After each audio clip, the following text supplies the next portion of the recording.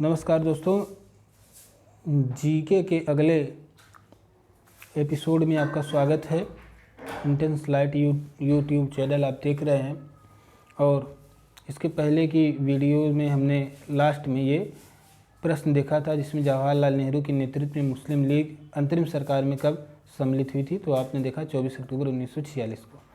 इसी क्रम में हम आगे बढ़ेंगे दोस्तों, इसका अगला प्रश्न देखेंगे। इसके पहले हम बता दें कि जो हमारी सीरीज चल रही है UPSSC के आयोजित परीक्षाओं में पूछे गए जो जीके के प्रश्न हैं और जनरल साइंस के प्रश्न हैं, उसके प्रश्नों को हम लगातार इस पर देख रहे हैं। और UPSSC के द्वारा आयोजित होने वाली सभी परीक्षाओं के लिए ये महत्वपूर्ण है ही, साथ ही अन्य परीक्षाओं के लिए भी महत्वपूर्ण है दोस्तों। इसके जरिए लेखपाल की परीक्षा आयोजित कराई जा रही है और हालांकि अन्य परीक्षाओं जैसे सुपर टेट वगैरह का जो लेवल है लगभग इसी के लेवल का है। तो उसके लिए अगर आप जीके पढ़ना चाहते हैं या किस तरह से एग्जामिनेशन में प्रश्न आ सकते हैं इसको समझना चाहते हैं तो इस वीडियो को पूरा ज़रूर देखें और अपने दोस्तों को भी शेयर करें।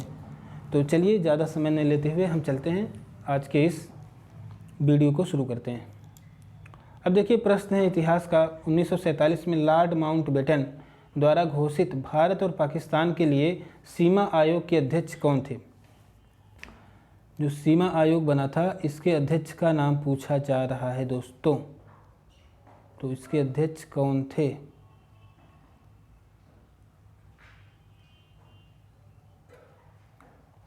तो इसमें Lord Curzon, Lord Wavell, Clement Attlee या सिरिल रेडक्लिफ। तो दोस्तों जो भारत और पाकिस्तान के बीच, भारत का मैप किस तरह से है, जम्मू कश्मीर कुछ ऐसे ही है, इधर पाकिस्तान है और इधर भारत है, इंडिया। तो ये जो रेखा है दोस्तों, ये इसको रेडक्लिफ लाइन बोलते हैं और इस जो सिरिल रेडक्लिफ है इन्हीं के नाम पे पड़ा भी है। तो यही सीमा आयोग के अध्यक्ष थे। चलिए अगले प्रश्न को हम, और ये ऐसा रेखा था, इसको अध्यारोपित सीमा रेखा भी कहते हैं। अध्यारोपित वो होती है जो किसी तीसरे देश के द्वारा थोप दी जाती है। अगले प्रश्न की ओर बढ़ते हैं दोस्तों। भारत का अक्षांशीय विस्तार पूछा, बहुत ही पुराना प्रश्न है और लगभग बहुत ही पहले के प्रश्न एग्जामिनेशन में बहुत पूछे जाते थे, बीच में कम हो गए, लेकिन अभी कभी कभी ग्रुप डी लेवल के एग्ज़ाम में ये अक्सर अक्षांशीय विस्तार के बारे में पूछा जाता है। तो ये है 8 डिग्री 4 मिनट और 37 डिग्री 6 मिनट। तो ये ऑप्शन नंबर बी इसका सही उत्तर है। चलिए अगले प्रश्न पर बढ़ते हैं हम। अगला प्रश्न है निम्नलिखित में से कौन सी नदी खंबात की खाड़ी में नहीं मिलती है? तो कौन सी नदी खंबात की खाड़ी में नहीं मिलती है? देखिए खंबात की खाड़ी में कौन कौन सी नदियाँ मिलती हैं? तो नर्मदा मिलती है, ताप्ती मिलती है, माही मिलती है, साबरमती मिलती है। साबरमती, माही, तापी, नर्मदा, ये सारी नदियाँ कहाँ गिरती हैं? खंबात की खाड़ी में। लेकिन जो ऑप्शन नंबर सी में दिया दोस्तों, ये कोयना नदी, ये खंबात की खाड़ी में नहीं गिरती है। कोयना नदी का उद्गम कहाँ से होता है दोस्तों? ये कहाँ से निकलती है? तो ये महाबलेश्वर महाराष्ट्र से निकलती है। चलिए अगले प्रश्न की ओर बढ़ते हैं। अगला प्रश्न में क्या है? मेघालय पठार की सबसे ऊंची चोटी कौन सी है? दोस्तों देखें, ये जो मेघालय पठार है, मेघालय में स्थित बहुत सारी पहाड़ियां हैं, इसमें गारी, खासी, गारो और जयंतिया की पहाड़ियां हैं। तो गारी, खासू तो दिया हुआ है, मगर सबसे ऊंची चोटी के बारे में पूछा है। तो दोस्तों इसका उत्तर होगा शिलांग चोटी, यहाँ पर सबसे ऊँची चोटी है। मेघालय पठार जो है, मेघालय पठार की अगर बात करें तो ये जो हमारा प्रायद्वीपीय भारत है, प्रायद्वीपीय जो हमारा पठार है उसी का ही एक विस्तार है। लेकिन भ्रंशन के कारण आप जानते होंगे इस तरह से जो पठार हमारा जो भारत देश है ये इस तरह से कुछ है। तो ये जो हमारा ये पठार है ये प्रायद्वीपीय पठार है और इसी का एक विस्तृत हिस्सा ये भी है, इसको मेघालय का पठार कहते हैं। यहाँ पर एक दरार पड़ गया दोस्तों, यहाँ पर क्या हो गया? दरार पड़ गया था। और ये क्यों पड़ा था? ये भ्रंशन के कारण दरार पड़ और इसमें गैप पैदा हो गया था। इस गैप को क्या कहते हैं दोस्तों? इस गैप को हम कहते हैं, इस गैप को हम मालदा गैप कहते हैं। मालदा गैप भी कहते हैं। और इसी से ये दोनों अलग होते हैं। गारो खासी जयंतियाँ जो हैं, ये जो दिया है पहले दूसरे ऑप्शन में, ये सभी मेघालय पठार के ही भाग हैं, इसी में शामिल है। जबकि जो मिकिर पहाड़ियाँ हैं वो कहाँ हैं? असम में है। और असम का जो हमारा काजीरंगा उद्यान है दोस्तों, वहाँ पर उसके जो दक्षिण भाग में स्थित है, वो उन पहाड़ियों का एक समूह है जिसको मिकिर पहाड़ियाँ कहते हैं, ठीक है। और वो जो है कार्बी ओलोंग पठार का हिस्सा है। इसकी सबसे ऊंची चोटी जो है वो दम्बू चको है। दम्बू चको मिकिर पहाड़ियों की सबसे ऊंची चोटी है। फिलहाल तो अब जो हमारा प्रश्न, मेघालय पठार की सबसे ऊंची चोटी कौन सी है? तो शिलांग चोटी दोस्तों सबसे ऊंची चोटी है। चलिए अगले प्रश्न पर हम बढ़ते हैं। अब देखिए, जनगणना से एक बार फिर से, जनसंख्या से एक बार फिर से एक प्रश्न बन रहा है। 2011 की जनगणना के अनुसार निम्नलिखित में से किस राज्य में जनजाति जनसंख्या है ही नहीं? वैसे तो अक्सर पूछा जाता है किसमें सबसे कम है, किसमें सबसे ज़्यादा है, साक्षरता वगैरह पूछी जाती है। यहाँ पर पूछा रहा है किस राज्य में जनजाति जनसंख्या नहीं है? हरियाणा, गोवा, गुजरात या बिहार? इसका सही उत्तर है दोस्तों हरियाणा। हरियाणा में कोई भी जनजाति की जनसंख्या नहीं है, जनजातियाँ नहीं पाई जाती। और इसके अलावा पुदुचेरी में भी नहीं पाई जाती, दिल्ली में भी, चंडीगढ़ में भी, पंजाब में भी कोई अनुसूचित जनजाति नहीं पाई जाती।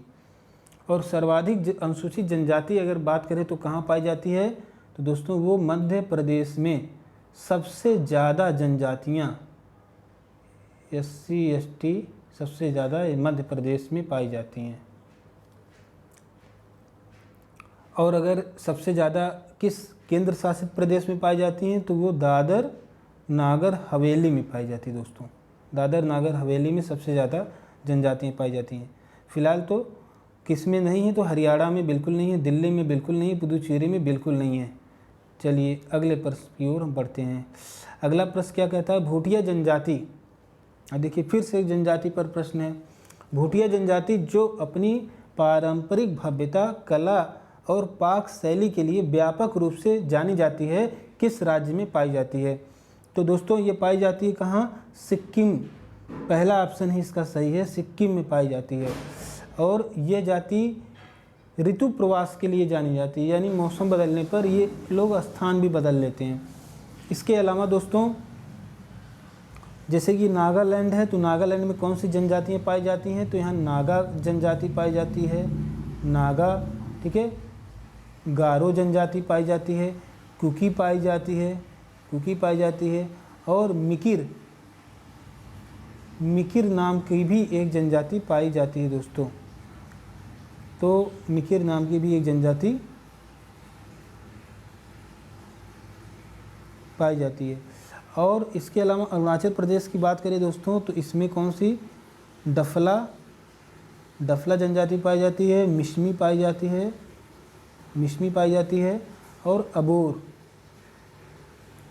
अबोर जनजाति पाई जाती है। कहाँ? अरुणाचल प्रदेश में दोस्तों।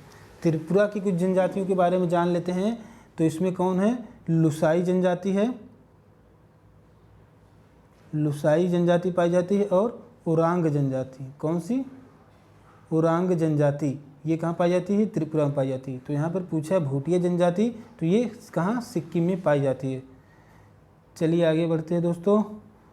अगला है फिर 2011 की जनगणना रिपोर्ट के अनुसार निम्नलिखित में से किस राज्य में जनसंख्या घनत्व सर्वाधिक है? दोस्तों सर्वाधिक जनसंख्या घनत्व कहाँ है? तो आपके बिहार में सर्वाधिक जनसंख्या घनत्व है। बिहार में सर्वाधिक जनसंख्या घनत्व है बिहार में। और अगर बात करें भारत की औसत जो हमारी जनसंख्या घनत्व है वो क्या है? तो 382 व्यक्ति प्रति वर्ग किलोमीटर है। यानी 1 किलोमीटर में 382 लोग पूरे भारत में रहते हैं। और लेकिन अगर यूपी की बात करें तो यूपी में 829 लोग 1 वर्ग किलोमीटर में रहते हैं। यानी अगर ये 1 किलोमीटर है, ये 1 किलोमीटर, ये 1 किलोमीटर, ये भी 1 किलोमीटर, इतना क्षेत्रफल है। और उत्तर प्रदेश में इतने क्षेत्रफल में 829 व्यक्ति रहते हैं। ये इसको कहते हैं यूपी की औसत जनसंख्या घनत्व। चलिए अगले प्रश्न की ओर बढ़ते हैं।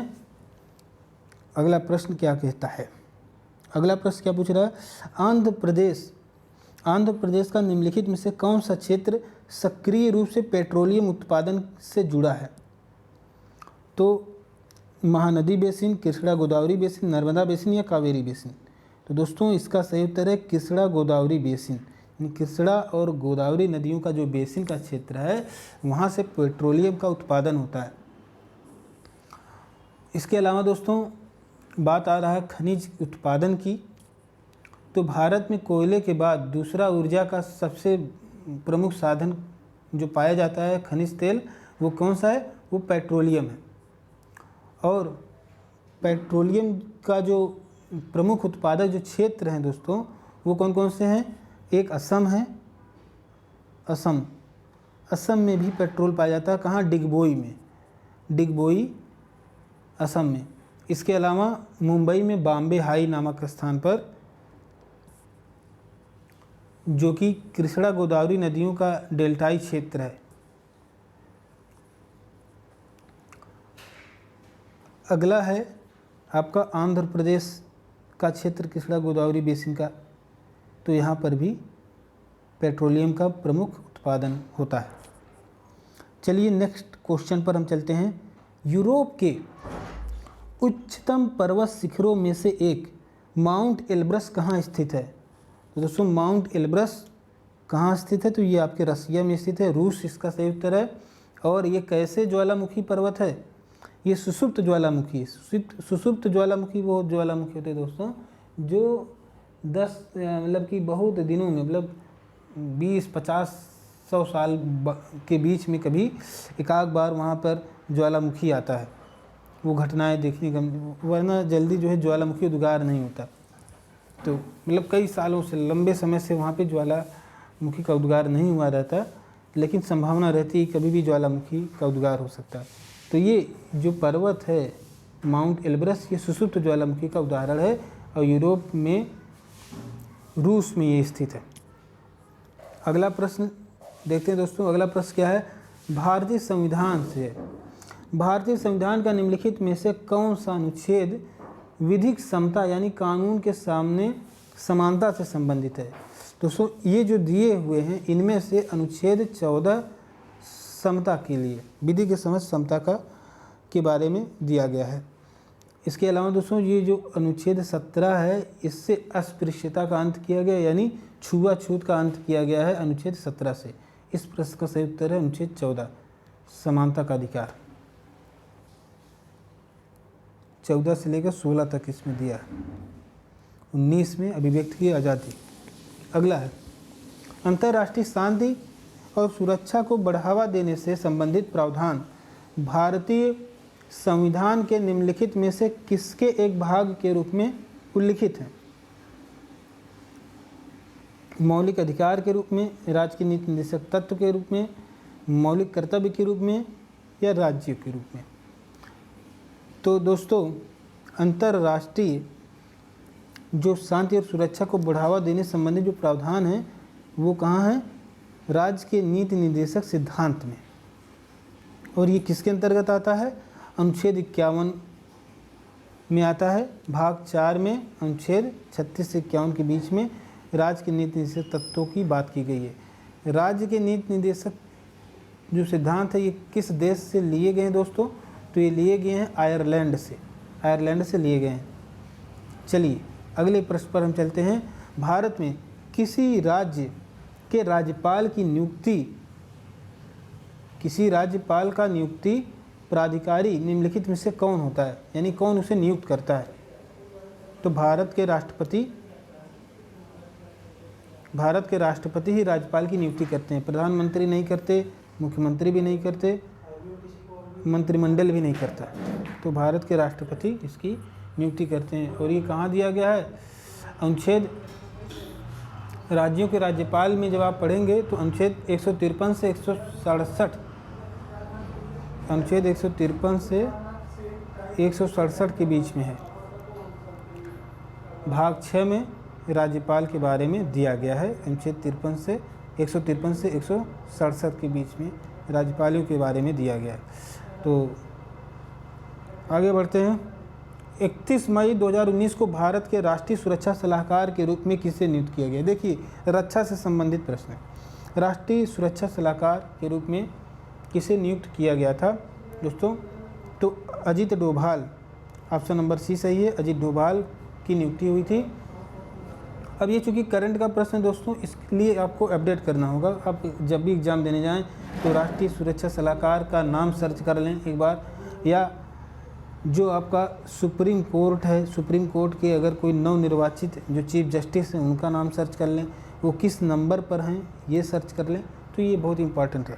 इसके अलावा दोस्तों, राष्ट्रीय सुरक्षा सलाहकार जो हमारे प्रथम थे, जो ब्रिजेश मिश्र का नाम है दोस्तों, ये हमारे फर्स्ट इंडिया के जो है पहले राष्ट्रीय सुरक्षा सलाहकार थे, श्री ब्रिजेश मिश्र जी।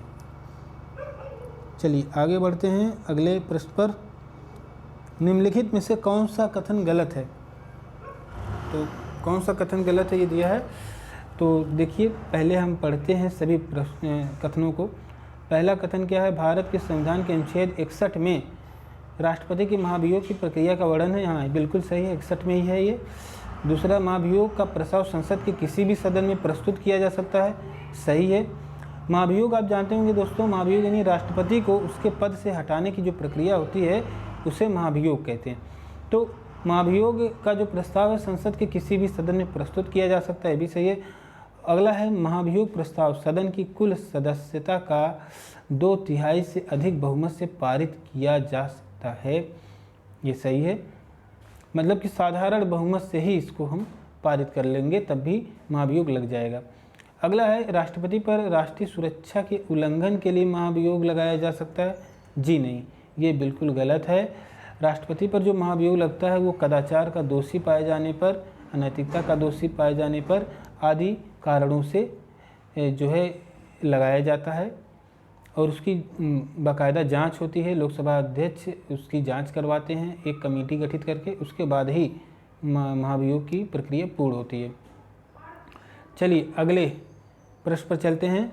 ये भी एक करंट का प्रश्न है। 31 मई 2019 को भारत के वित्त मंत्री के रूप में निम्नलिखित में से किसे नियुक्त किया गया था दोस्तों? तो इसमें नियुक्त किया गया था, देखिए, निर्मला सीतारमण जी को। आज भी ये वित्त मंत्री भारत सरकार की हैं। वित्त मंत्री का काम क्या होता है दोस्तों? आर्थिक समीक्षा और बजट प्रस्तुत करना।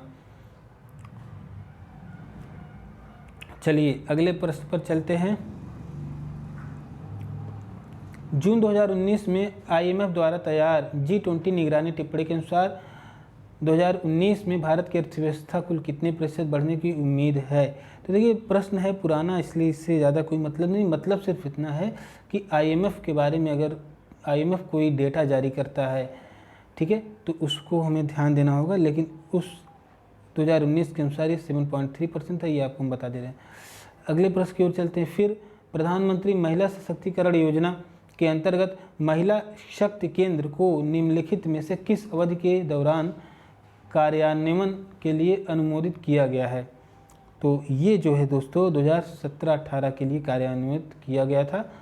तो इसी तरह से दोस्तों ये प्रधानमंत्री के नाम पर जितनी भी योजनाएं हैं, विशेषकर महिलाओं से संबंधित, ये बहुत ही इंपॉर्टेंट हो जाती हैं। महिला और पर्यावरण, दो मुद्दों के जितने भी योजनाएं हैं वो बहुत ही इंपॉर्टेंट हो जाते हैं। अगला है, महात्मा गांधी भारत के किस चीज़ के विरुद्ध थे? यहाँ डैश लगा हुआ है, के विरुद्ध थे। मंद औद्योगिकरण की या तीव्र औद्योगिकरण की, या औद्योगिकरण की ब्रिटिश पद्धति से, या औद्योगिकरण की अमेरिकी पद्धति से? तो दोस्तों महात्मा गांधी जो थे वो तीव्र औद्योगिकरण के खिलाफ थे।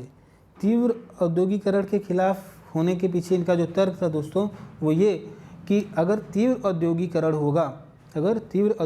होगा तो जो छोटे उद्यम नष्ट हो जाएंगे और जो ग्रामीण जो हथकरघा उद्योग है वो नष्ट हो जाएगा। निम्नलिखित में से किसने 30 मई 2019 को अरुणाचल प्रदेश के मुख्यमंत्री के रूप में शपथ लिया था? तो दोस्तों ये थे पेमा खांडू जी। इस तरह से जो नए मुख्यमंत्री आपके कहीं शपथ लेते हैं तो उसको आप याद रखिएगा। अगला प्रश्न है, मई 2019 में निम्नलिखित में से किस चक्रवात ने उड़ीसा के तटीय जिलों को बुरी तरह प्रभावित किया था? चक्रवात सानी, चक्रवात फानी, चक्रवात तानी या चक्रवात काली? तो दोस्तों चक्रवात फानी मई 2019 में आया था, चक्रवात फानी। और यह नाम किसने रखा था? यह भी अक्सर पूछा जाता है कि ये नाम किसके द्वारा दिया गया, तो ये बांग्लादेश के द्वारा, बांग्लादेश ने ये नाम सुझाया था। जब आप न्यूज़पेपर पढ़ेंगे कोई चक्रवात आता है तो वो जो चक्रवात का नाम रखा जाता है तो किस देश ने दिया है उस देश का नाम भी बताया जाता है। अक्सर इसके बारे में भी पूछा जाता है, तो इसको भी आप याद रखें।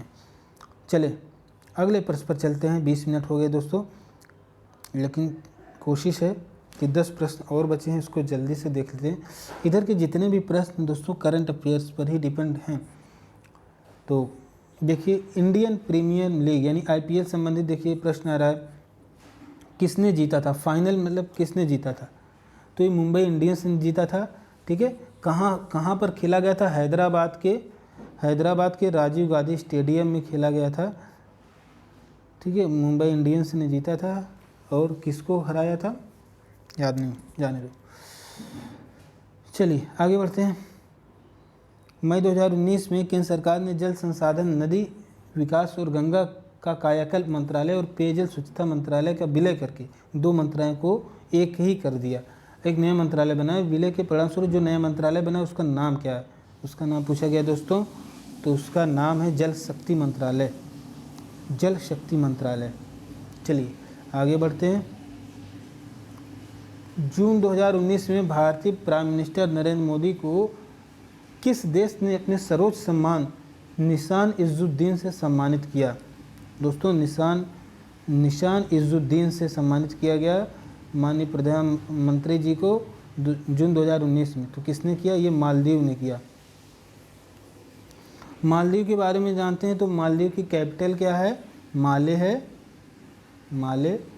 और यहाँ की मुद्रा क्या है? मालदीव रुपया है, मतलब मालदीव की रुपया। यहाँ के राष्ट्रपति कौन थे उस समय? इब्राहिम मोहम्मद सोली। चलिए अगले प्रश्न पर विचार करते हैं।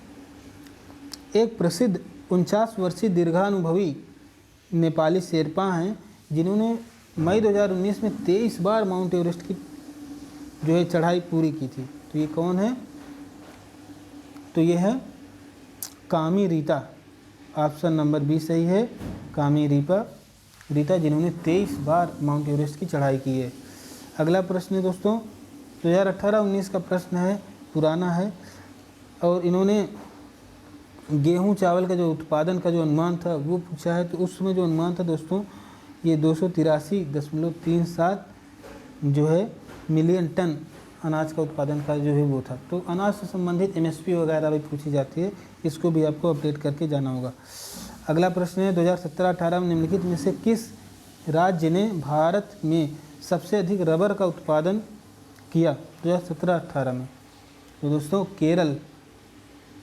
केरल जो है इसमें सबसे ज़्यादा 2017-18 में उत्पादन किया था। और भारत का अगर हम स्थान देखें पूरे विश्व में रबर के उत्पादन में तो 4th पोजीशन पे इंडिया है। विश्व में इंडिया 4थे स्थान पर है रबर के उत्पादन में। अगला प्रश्न है भारत के सकल घरेलू उत्पाद 2019 में कृषि और संबंध क्षेत्र का कुल कितने प्रतिशत भाग का योगदान प्राप्त हुआ है? तो 2019 में पूछा, 2019 में कितना है? तो 15.87% है। तो सकल घरेलू उत्पाद का इतना प्रतिशत कृषि के द्वारा। आमतौर पे देखा जाए दोस्तों ये, क्योंकि देखिए आमतौर पर 17% या 17 समथिंग के आसपास कृषि का योगदान रहता है सकल घरेलू उत्पाद में। लेकिन दोस्तों जब सर्विस सेक्टर या अन्य इंडस्ट्रियां ज़्यादा बढ़ जाती हैं, जैसे कोई भी चीज़ हो, अगर वो रिमेनिंग कांस्टेंट हो, जो खेती की ज़मीन है अगर ये 1/4 थी कभी और ये तो इतनी ही सीमित रहती है, लेकिन अन्य क्षेत्र अगर बढ़ जाते हैं, सेवा का क्षेत्र, औद्योगिक क्षेत्र बढ़ जाता है, इसका दायरा यहाँ से बढ़ के इतना ज़्यादा हो गया, तो इन पूरे के मुकाबले में इसका प्रतिशत कम देखा जा रहा है। इसीलिए समय के साथ साथ दोस्तों जो कृषि का जो आपके जीडीपी में जो योगदान है वो लगातार कम देखा जा रहा है।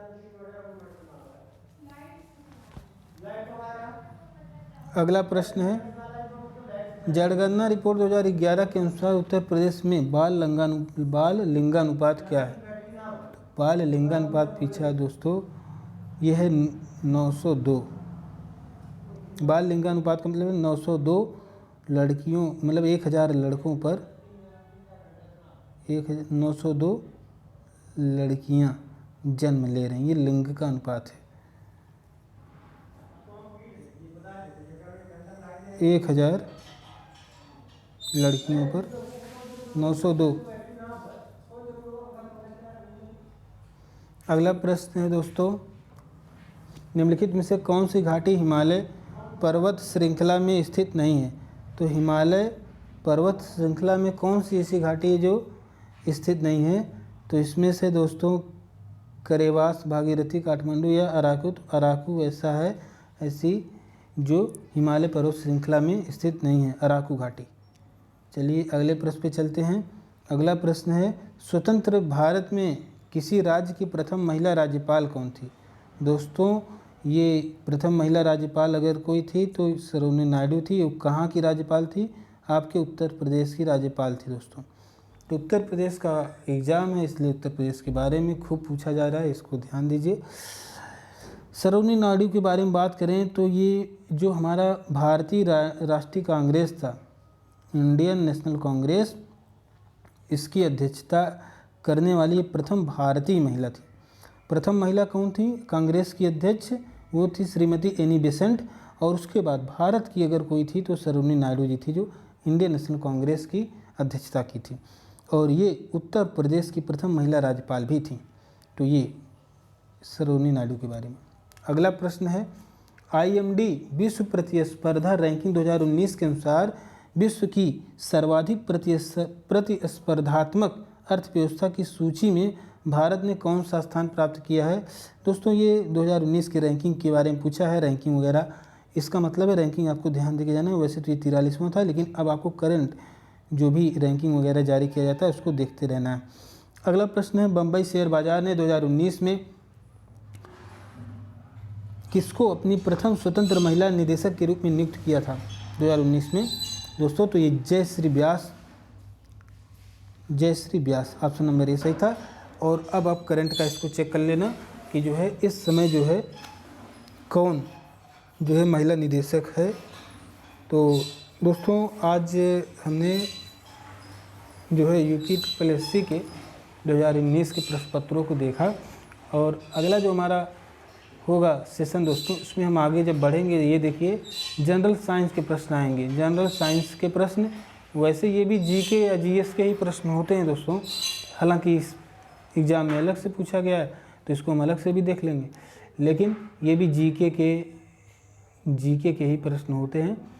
विभिन्न प्रतियोगी परीक्षाओं में जनरल साइंस के सामान्य प्रश्न पूछे जाते हैं, तो इसको हम नेक्स्ट वीडियो में आपके सामने लेकर आएंगे। Thank you so much for watching this video. Thank you. Please share this video. अगर आपको अच्छा लगता है तो शेयर ज़रूर करें दोस्तों। धन्यवाद।